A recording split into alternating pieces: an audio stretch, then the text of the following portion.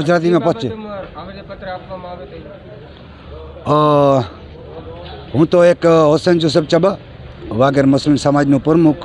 આજે અમે મામલતદારને આવેદનપત્ર આપવા આવ્યા છે.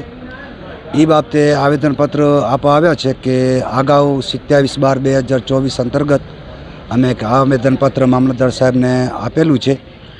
તે પછી કોતરી બંદર ઉપર જે આ આપેક્ષો લાગેલા છે માછીમારો ભાઈઓ ઉપર, બોપા વાંડ ગામના જે રબારી ભાઈઓ નશીલી દવાઓ અને બીજું કંઈક 2 નંબર જેવું કે દેશદ્રોહી જેવું આરોપ અમારા ઉપર લાગેલું છે.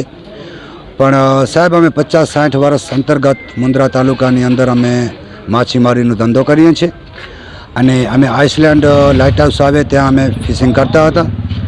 જ્યારે અદાણીનું જ્યારે અહીંયા આગમન થયું છે ત્યારે અમને આ જગ્યાથી હટાવી અને બીજી જગ્યાએ અમને ટ્રાન્સફર, કેમ કે અમારો હક છે, અમારું અધિકાર છે.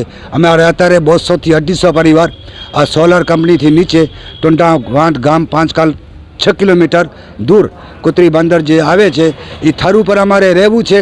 અમારે અદાણીથી સાંઠગાંઠ થાય ન થાય, કરે કે ન કરે, અમારે ત્યાંથી જવું નથી.